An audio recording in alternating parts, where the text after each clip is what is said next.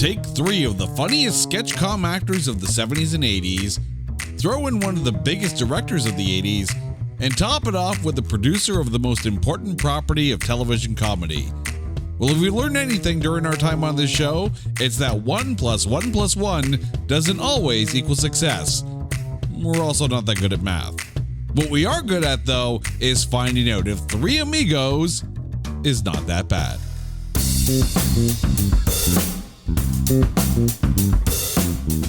Welcome, one and all, to It's Not That Bad, the podcast that looks for A grades in B movies, and a proud member of the Pantheon Podcast Network.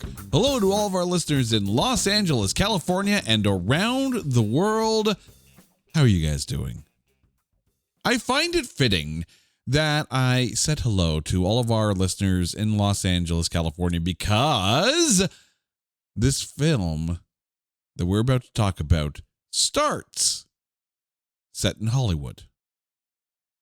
From the 80s, classic comedy featuring some of the funniest actors of that time. We're talking about the Three Amigos. And here to join me, about to end up in the Amigo zone, my lovely wife, Carrie. Carrie, how are you doing? Well, I was fine. Thanks for asking. We are two of the Three Amigos. I'm gonna get that song stuck in my head again, aren't you? And amigos forever will be. No. Not going to get that song stuck in your head, even though it's already there, and you have Carrie to thank for it. See, it's not my fault this time. It's not my fault. I didn't do it this. Normally, I'm the one who breaks into song and gets songs stuck in the head of our listeners to the detriment of hours of their listening time afterwards. Now it's your fault. This is why you're in the Amigo zone. It's just a kind reminder of how funny this movie was. How musical. The music. Oh. No. My little buttercup. No. Has the sweetest smile. No. Okay. Just no. It's going to be like this all day, isn't it? That's okay, though, because this is a ton of fun film. The Three Amigos. A film that I am going to be very, very, very honest with you. I am surprised we are actually talking about it today, because I'm surprised it actually qualifies. This, to me, is a classic 80s comedy. So when I said, hey, Carrie, Three Amigos, it qualifies. Your initial thought? I'm going to be completely honest. I didn't know that Rotten Tomatoes and the tomato meter or the tomatometer. Either way, I didn't know that the critics were even a thing. I didn't think like rating movies was on the radar back when this movie came out. It goes back, I think, to those original publications. And let's be honest, some critics then go back and re-review some of these things. But yeah, you say tomato meter, I say tomatometer, but we're not going to call this whole episode off. We're about to go down Tres Amigo Road. But before we go down this road, it is time to take this classic 80s comedy and trailerize it. Hollywood, 1916. And three actors are about to learn that if you don't get along, you get a long walk out of the business. Enter the Three Amigos, Lucky Day, Dusty Bottoms, and Ned Niederlander. After a bomb and some bad business decisions, they find themselves out of work until a 10 peso note finds them heading to Mexico for a one-off appearance. Or so they thought. Now, this tired trio of silent film stars will have to sing, dance, and talk their way out of real-life danger. Even if their singing isn't great, their dancing is questionable, and their communication skills are severely lacking. Saddle up for a fun ride in Three Amigos. Rated PG for pale gringos. Oh. That, my love, was infamous. Infamous. Infamous. Right? That's when you're bigger than famous. You are infamous. Yeah, this movie is quotable as all hell and was such fun to rewatch and revisit for this episode. But let's get into who is in this movie. The movie stars Steve Martin, Chevy Chase, Martin Short, Alfonso Arau, Tony Plana, and Patrice Martinez. There is an almost starring list for this film, and it's fascinating. It is fascinating. Now, keep in mind, Steve Martin co-wrote this film, so Steve Martin was always going to be involved. But the roles of Dusty and Ned kind of alternated until they finally got to production. Originally, it was supposed to be Dan Aykroyd and John Belushi in those two roles. Ooh. Right? Oh. You're trying to picture that now, aren't you? I kind of would have loved to have seen that as much as I think they selected an absolute bang up posse. Yeah. In the three. Which I feel right now that if you take out Chevy Chase and throw in Selena Gomez, we have only amigos in the building. Just trying to picture that now. But keep in mind, even though this film is directed by John Landis, at one point, Steven Spielberg was slated to direct.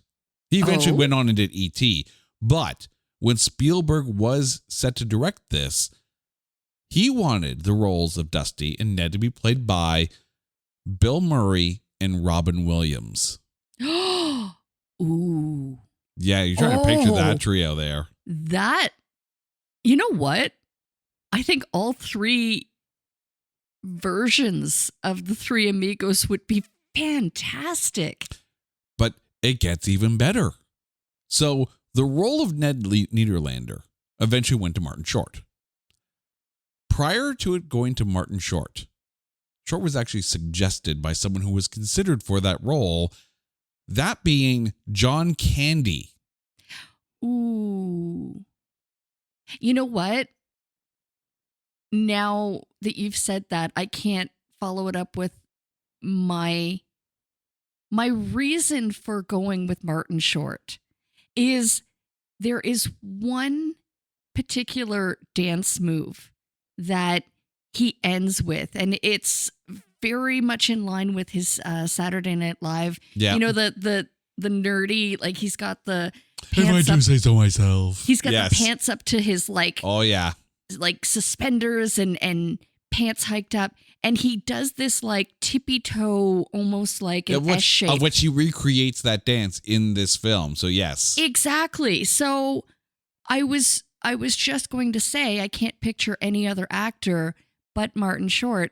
But that is nowhere a knock to John Candy, because I think... Well, I think John Candy actually suggested that Martin Short take the role. Oh my God. You know what? John Candy, Bill Murray, and I kind of like the idea of Dan Aykroyd. Yeah, but remember, Steve Martin still has that role. Oh, I know. Oh, I can't. Okay, I can't recast Steve Martin. Nope. But all of which are amazing options. Like really, really. But it would change. I think it would change the dynamic. It absolutely would change the dynamic. Now, there were two actors in this film that aren't in this film, because even though they filmed scenes for it, those scenes eventually got cut. Those actors were Sam Kinison and Fran Drescher. Now, Fran Drescher apparently had a scene where when the Amigos were kind of being thrown out of Hollywood, she was the next star to kind of take their place as the priority for the studio. Well, I noticed that the billboard changed. Yes. And they had like a female. That's Fran Drescher. Character. Okay. The film had a budget of only $25 million. Worldwide, grossed $39 million. When it was released on the December 12th, 1986 weekend, and I'm feeling old because you realize this film right now is 39 years old. Debuted at number 2 with only $5.9 million. Now keep in mind, these are 1986 dollars, so $5.9 million back then, quite a bit. The number one debut that week, debut at number one, with almost double the amount, was The Golden Child, starring Eddie Murphy. And right now, everyone is sitting there going, I want the knife, please. There was one other debut that week. Crimes of the Heart debuted in limited release at number 7 with $1.4 million. There were some accolades for this, not necessarily in awards, but in 2012, Bravo listed this as number 79 on their 100 funniest movies list. But the reason why we are here is because whenever we see a critic score and we can't fathom it, we have to cover it. Over at Rotten Tomatoes, this film has a tomatometer of 45% with a popcorn meter of 67%. But let's get the biggest picture here. At IMDb, it sits at 6.5 stars out of 10 for a 65% score. Over at Metacritic, the film has a Metascore of 52. At Letterboxd, it has 3.3 stars out of 5 for a 66% score. And at the movie database, sits at 63%, giving this film an aggravated aggregate. Listen to how close this is. 59.66%. Technically a college fail. This baffles me. Because I look at this film as one of those like 80s comedy staples. Looking at that range though, 45% your lowest score from the tomatometer, 67% being your highest score from the audience over Rotten Tomatoes. Is this film in that range, or is it better than or worse than? I am disappointed with the audience because I would put this movie in the 80s easily and without a doubt. You hear that, people? She's disappointed in you. I am very She's not mad. disappointed. She's disappointed. And we all know that that's worse. That's so much worse. But let's get to the breakdown of this film. We start with Steve Martin, co-writer and performing his Lucky Day. Your thoughts on Steve Martin? Oh, brilliant. Absolutely brilliant. Like, he very much was, oh my God, he wrote this part clearly for himself. Like the scene where he's up on the gate, if you will, and he's caw like, ha! I'm here. Trying everything to, get their attention. Like, oh my God, so funny. And very much the leader of this motley crew or this band of idiots. Oh, I say that with all love and respect. Like, and that's very much it. It was very much like, you've got the leader and the lover, and then just the comedic, like, I don't know, the comedy gold. Yeah. In Martin Short. It was just so funny, and he was so incredibly perfect. I mean, here's the thing. If you like Steve Martin comedy, and really, you go back to watch a film like Dead Men Don't Wear Plaid, I see a lot of some of that dry wit script humor, in his LA Story script, which that movie is fantastic, and we can't talk about it because it's in like the 90%, like I think it's like 91% over Rotten Tomatoes. This is very much a Steve Martin vehicle. It really is. It's kind of like when we talked about America's Sweethearts, and we said that, yes, it was written by Billy Crystal, and he had himself in mind for the main role, but the role went to John Cusack. I remember we were saying that it felt like John Cusack was playing a Billy Crystal role. Here, yeah, Steve Martin co-wrote it along with Lorne Michaels and Randy Newman, and the role is definitely made for him. It's so him. It fits like a glove. Also, I want to know Steve Martin's secret, because you watch him in this, and I reiterate, that this film is 39 years old. And then we skip ahead, pop on over to Disney Plus, and he looks the damn same as he does 39 years ago. It truly is an anomaly.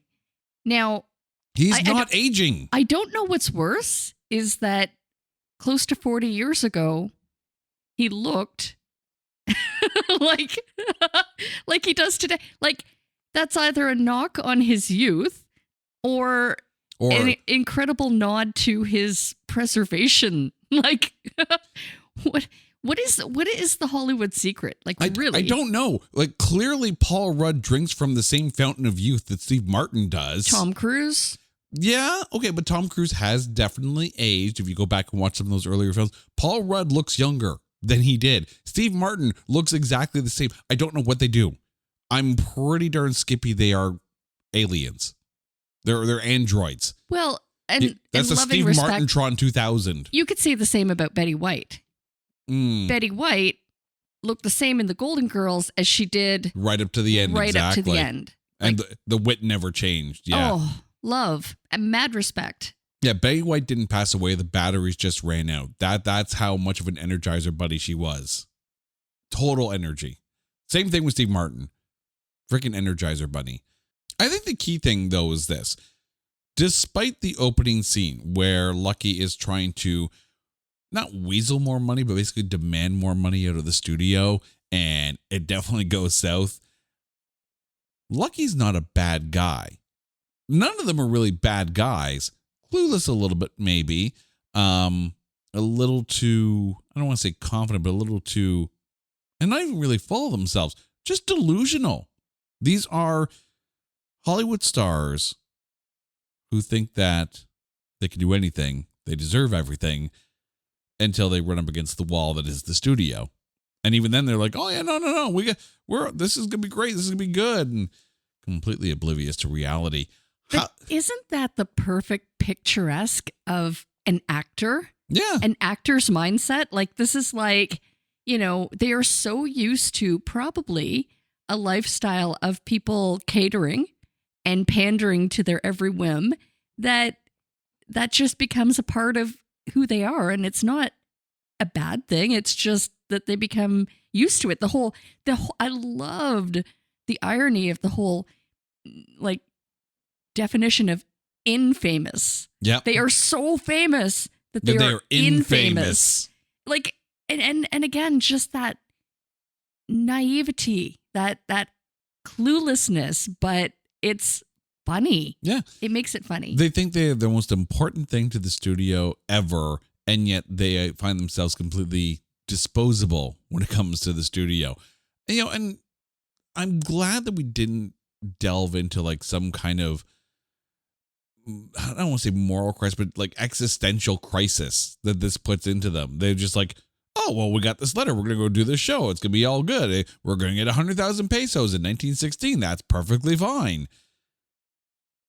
At no point do they ever sit there and start to bemoan their fortune. Like, I think the film wouldn't have been near as good had they let the characters dwell on their change of fortune.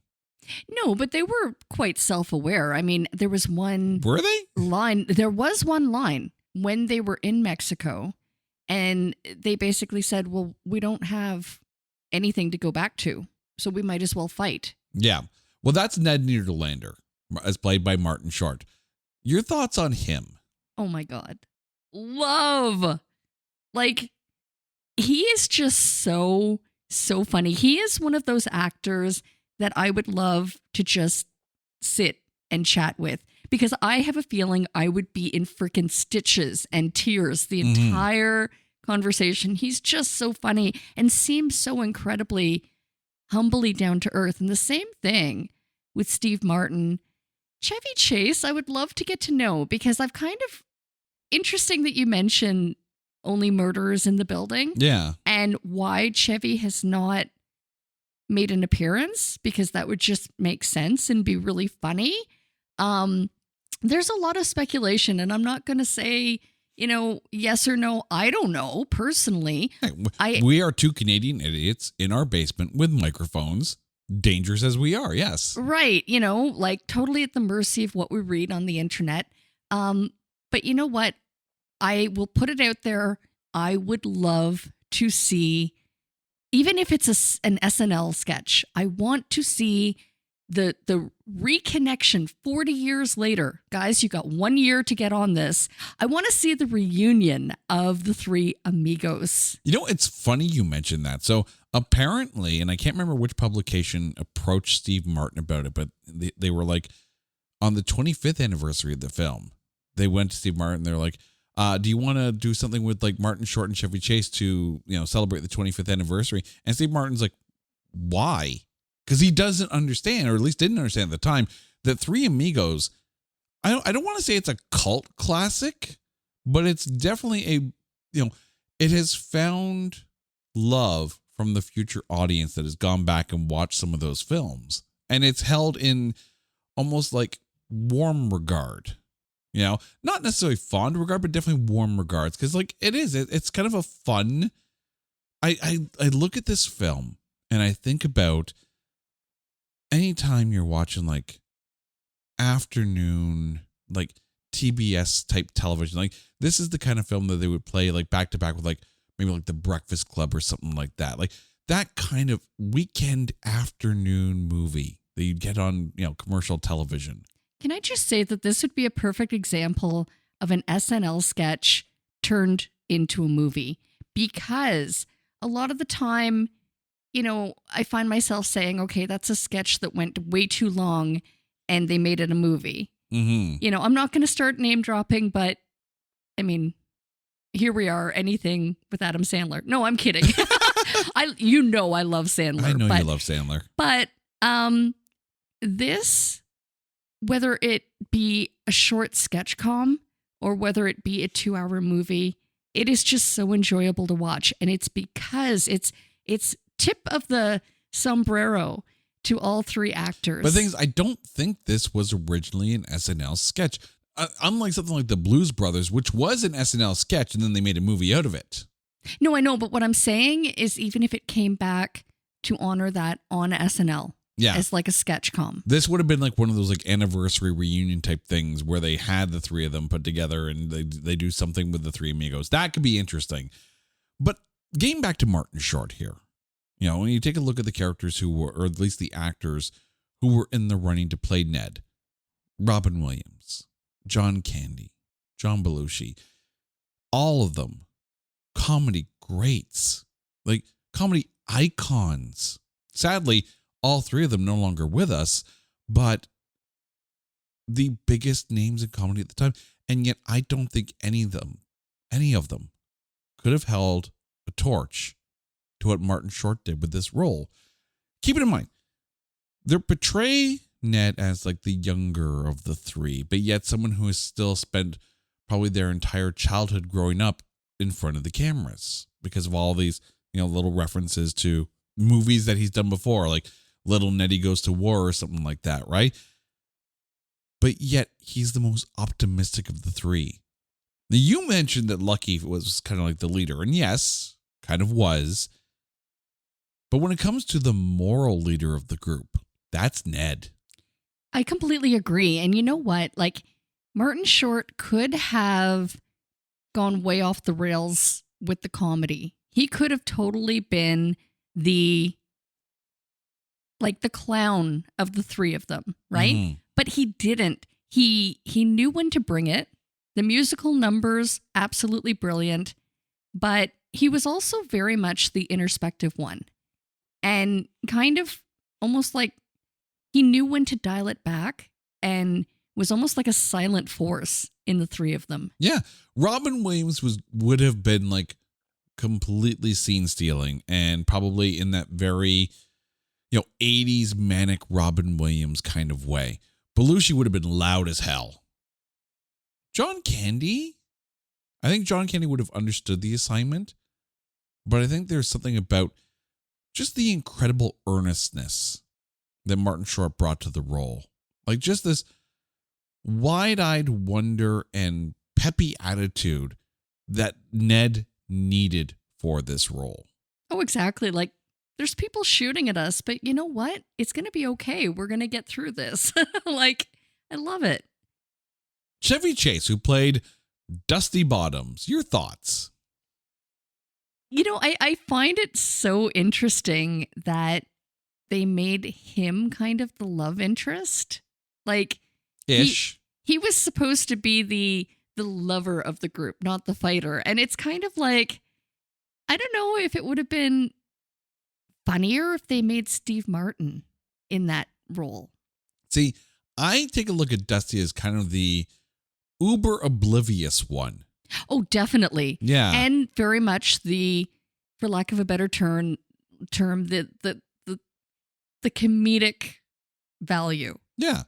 But not in a slapsticky kind of way. This is not necessarily a slapstick film. The comedy lies in script, in subtle lines. Like there's the part where the girl is coming on to Chevy Chase while he's butchering whatever it is on guitar. And he's like, "Have you ever kissed a woman?" "Yes."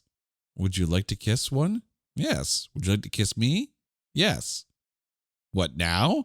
"Well, we could go over for a walk and you can kiss me on the veranda, under the veranda." And he was like, "No, on the lips is fine." Like, so oblivious, but it's subtle delivery, right? It's almost along the kind of, that Jerry Zucker airplane kind of delivery where the lines just come almost rapid fire and without much fanfare and space for laughter, that it's like, nope, this is just exactly how it is. I like how they wrote it, though. It was almost kind of like, he doesn't mean to be rudely oblivious, but there was that one line where the house was completely demolished. Yeah. And, the father says, "There's nothing left here for you." And Chevy Chase's character is like, "Did you happen to find my cufflinks?" Yeah. And it's like, okay. Like, you know what? I think he played it so well because it was very much that oblivious, like comedic lines delivered, but you could go like, "Well, what an ass." But like, and this is the interesting thing. Like, I don't think Dusty is dumb. I don't. And I don't think Ned is dumb either, even though he doesn't know what the word infamous means. Steve Martin doesn't write dumb characters. He writes maybe naive, oblivious, like you said, obtuse, definitely. But he doesn't write dumb characters. He doesn't write dumb, lowest common denominator comedy. This isn't slapstick. This isn't like Gallagher smashing a watermelon, right? This isn't an Adam Sandler film.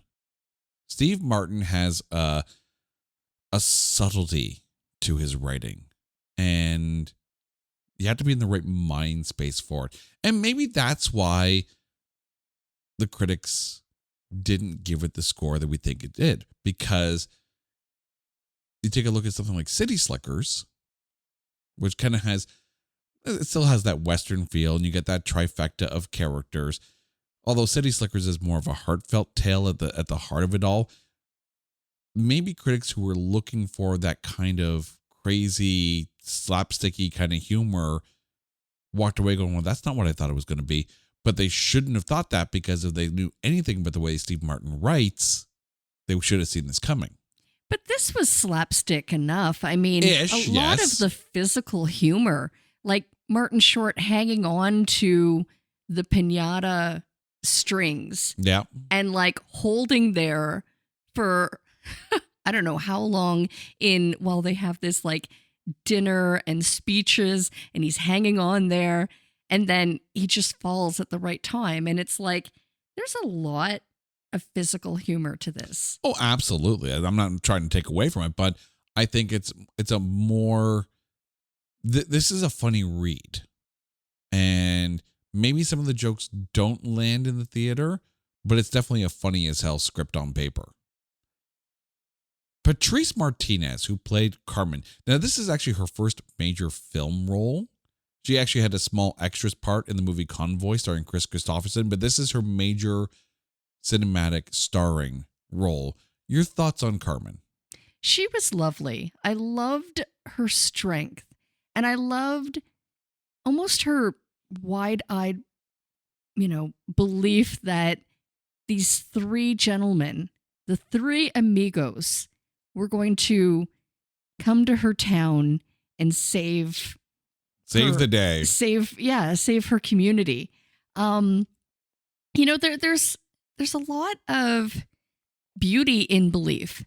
And I found like that scene where she's watching the movie and then, drafts the letter to the Three Amigos. There's so much sincerity there. Yeah. And I have to remind myself, because at one point I was sitting there going, there's no way she's dumb enough to think that these people are really, but then I remind myself that this film is set in 1916, right?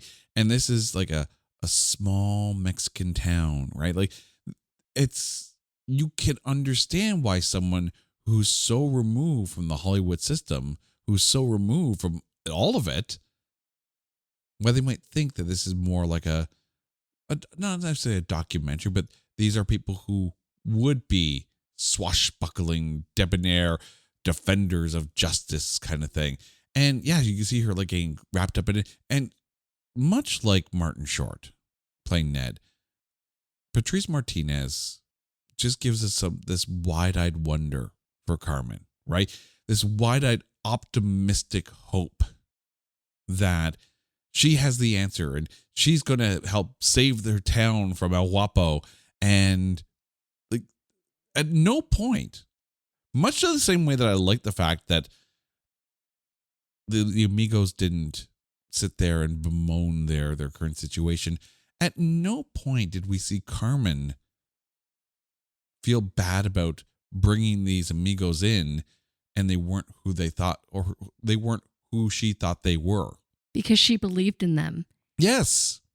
She is optimistic belief. We did get a little bit of that from the rest of the town, which I think is all we needed. We don't need to sit and linger on, not necessarily bad things, but betrayal. We don't need to sit in negativity because this is a fun film. It's an upbeat film. But again, she had the most to lose. Like, she was literally stolen away and set to be El Guapo's wife, set to marry him. That horrible, awful. I don't think marrying was what El Guapo had on his mind. Well, it was supposed to be his wedding. That's what they were celebrating. No, it was his birthday. Oh, I thought, okay. That's why you got a sweater. Uh-huh. But you know what, though? The entire premise of the movie and what you were just talking about with, like, just belief in the Three Amigos, belief that they're going to save the world, right? They're literally her world. Diluted or not, but yes. It reminded me of Galaxy Quest. Yes! Like, you literally have someone watching it, like, the historical documents, yes. Yeah. So, and they see how this group always saves the day, this group of heroes. Oh, yeah. Like Tech Sergeant Chen. Like, yes. Oh, my God. That is the perfect freaking analogy for this film. The wide-eyed wonder of the alien race as they bring in the Galaxy Quest crew. And they're like, you are lost hope. Yes. that is Carmen. That is absolutely got this spot on. Spot for. And now people are going to sit there and going, oh, crap. It is, isn't it? I mean, but think about it. Galaxy Quest is one of the, you want to talk about a cult classic, like an absolute cult classic that knew exactly what it was and knew exactly the audience it was catering to. And when you have people from the Star Trek cast saying the Galaxy Quest is the best ever episode of Star Trek, it knew exactly what it was doing. Absolutely. And the fact that Galaxy Quest is still highly revered to this day, I don't see why Three Amigos doesn't get that kind of adulation from the critics, because it's kind of the same vibe. And you have, now maybe there is, and we've talked about this before, The Weight of Expectation. 1986, Steve Martin, Chevy Chase, Martin Short, directed by John Landis. Boom, boom, boom, boom. Like, the biggest names. one of the hottest 80s directors. It should be the greatest film ever. It's fun. It's okay. But I don't think it's earth-shattering.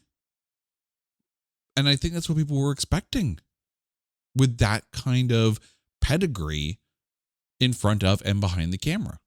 Alfonso Arau as El Guapo. Your thoughts? Ew. No, you know what? He played it so well. He was commanding, and yet you almost wanted to see a good side of him. You know, where that scene when he had the gun pointed, and he could have quite easily pegged off the Three Amigos and not thought anything of it. But okay, first of all, he had his gang of croonies. Like you could tell that, you know, he has the guys who do the killing for him because he doesn't want to get blood on his hands. Right. It's almost kind of like I see him as almost like a good guy who's trying to maintain a bad guy reputation. Yeah. It reminds me a little bit of Ben Kingsley in Sneakers. There's this scene where he's on the roof and he has a gun pointed at Robert Redford, and he looks at Redford and goes, "I can't kill my friend." And he looks at his minion and goes, "Kill my friend." And it's not meant to be a funny moment. It's kind of a funny line, but it's not meant to be a funny moment.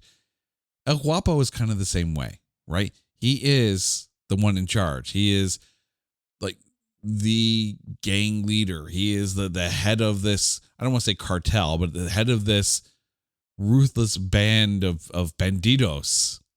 And yet, as good as the lines are that Steve Martin, Chevy Chase, and Martin Short all get, I have to say, one of my favorite bits of this whole film is El Guapo, you know, talking to Jefe going, "Would you say I have a plethora of piñatas?"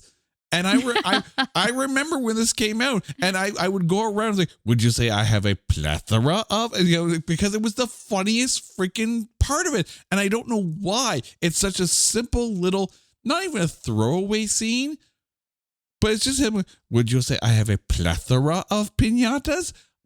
Anytime now I hear the word plethora, I hear El Guapo in my head. Oh my God. You know what, though? I think when he was going down the line of his croonies and he gets to Chevy Chase, like, and he's like, "And who the hell are you?" well, it's like, you know, we burned the villages, yeah, and we raped the horses. It's like, oh crap. And it just keeps going down. We pillaged and pruned the hedges. Freaking love that scene. I love that he wasn't a bad guy. He was a comedic villain. He was perfectly tempered and perfectly written for a comedy of this caliber. He was goofy fun, but not in a stupid slapsticky way. Then there's Tony Plana, who played Jefe, his right-hand man. Your thoughts? You know what? I mean, he was fantastic. He was a little unhinged, though. I wouldn't be surprised if he wanted to, or if he had the opportunity to pop all three amigos, he would think twice. You don't want to die with a sissy gun, you know? The fact that Jefe and El Guapo have this wonderful banter between the two of them, it makes both of them freaking lovable. Like, it's great. Funny thing is, Tony Plana apparently like turned down being in Platoon for this film, mainly because he would get to stay in like 5-star hotels as opposed to like, you know, wherever they shot Platoon and just, you know, roughing it kind of thing. But I love the banter between Alfonso Arau and Tony Plana. Like, they made their scenes fun. This movie is supposed to be fun. It's supposed to be jovial and one-liner after one-liner after one-liner. Even if the one-liners, you don't think they're going to be funny, but yet they hit because it maintains that tonality all the way through. You know what I like the most, I think, is not his lines, but the unspoken facial expressions. Yes. He was like king at just, there was one scene, I can't even remember what exactly was happening, but the Three Amigos were on their horses and they were trying to Was it the one where they were saying, and now you say, we die like dogs? Yeah. And because they were trying to like repeat their lines as they memorized them. Yeah. Straight from the movie. Yeah. Right. But his face was just like, what is up with these guys? You like, want to die like dogs? Like, do you think I should shoot them now or keep this going? Like, where is this going? Anyway, just so funny. One character I want to bring up, because I'm not quite sure how I feel about the character, is Kai Wolf, who played like the German. The pilot. Yeah. And I'm not quite sure how I feel about him being in here and if he's necessarily necessary. But your thoughts on Kai Wolf? He seemed so out of place, but and I was thinking about him too, because I'm like, was he there placed like kind of as the unhinged one? Like he would shoot first and then ask questions later. He didn't care less about cleaning out the bar, and he didn't care who he was shooting. He was shooting people from like the top. Well, no, like, those were his associates that were told to wait there. And I guess he's just like a gun runner for El Guapo. Now, keep in mind, this is 1916. So this isn't necessarily a Nazi Germany. This is just like 1916, like pre-World War I kind of Germany. But I think he's there to set up that scene with Ned, where he recognizes Ned. He watched Ned's films. No one else should have been able to recognize Ned. If anyone from El Guapo's Bandidos recognized him, that would take away a lot of that kind of, like, at that point, the Amigos are an unknown quantity. It's only when they're at El Guapo's compound where the German recognizes Ned and points out the fact that the silent actors at the time had to do a lot of their own stunts. Actually, coincidentally, Steve Martin did all of his own lasso work because he had actually learned that before the film. So the silent actors at the time had to be skilled. They had to be athletic. They had to be talented. Almost, I don't want to say circus performance, but like definitely showmen and have these skills. So the fact that Ned was actually that quick a shot, and the fact that the German was like, no, it's all movie tricks, and I feel so betrayed. It allows us to be able to have that moment where Ned, of all people, Ned rises up and shows him that the Amigos are really that good. And I love the fact that it's Ned that does it and not the other two.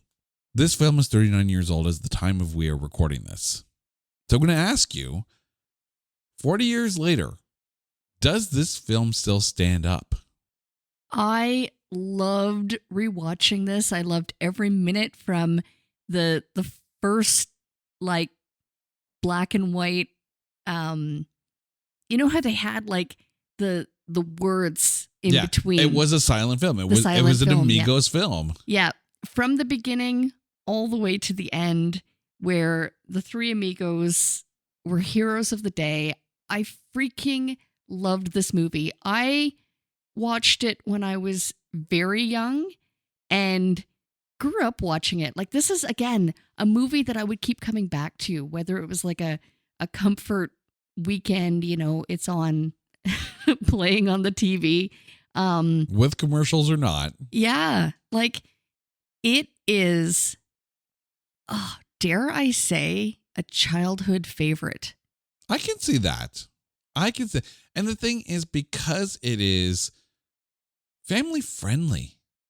Like, I remember this being on like the movie channels, like First Choice and Super Channel and stuff like that. And I remember watching it, and I remember being allowed to watch it because it was fun.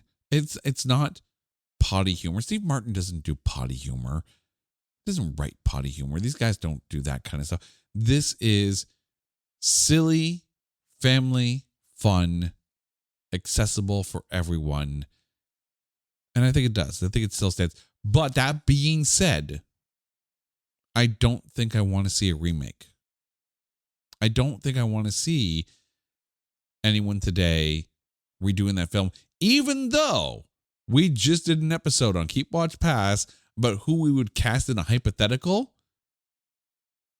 I don't think that hypothetical should exist because I don't know if you can recapture that kind of magic. I don't think you can. All right. So now we get to the end of the episode, which means we have some unfinished business, some infamous business. Carrie, who is your MVP of the Three Amigos? Without a doubt, it is your lucky day. I am going with Steve Martin 1000%. Are you going with him as an actor, though, or are you going with him as a writer? As an actor. Okay, I can get that. But I mean, you know what? Mad respect that you were so absolutely right. And this is on recording. There we go. Done. Mark that clip. That's thank you for tuning into the show. Mission accomplished. We will see you all next time. But go on. What I meant was you were correct. Right. You might have been onto something when you said that. I'm just going to play this back over and over again. When you said the humor was in the scripting. Yes. And again, mad respect that it was family-friendly humor. It was something that I could grow up watching as a child and be quite comfortable having our boys watch. Like, it was just a fun, feel-good comedy. And there should be more of that. You know what? As much as I love Steve Martin in this, and I do. My MVP is Martin Short. I can see that. And I don't disagree. Ned Niederlander steals the scenes. And I think there was something very pivotal about that moment where he draws a line, right? This is the Ned moment. This is when Ned takes over. And I don't think anyone else but Martin Short should ever have been considered for that role. Like, that was his moment to shine, and he did. Carrie, thank you so much for this. And to you, our dear listeners, our dear amigos, you guys know the drill. If there's a movie out there that you think is unfairly maligned or is just so bad that there is no way in Santo Poco that we can find anything good to say about it, hit us up on social media at NotThatBadcast or go to our website at NotThatBadcast.com. And while you're there, make sure you subscribe to the website so whenever we put up a new post, you get notified immediately. Until next time, she's the infamous Carrie. I'm Jay. You guys are awesome. This is It's Not That Bad, a proud member of the Pantheon Podcast Network. Take care.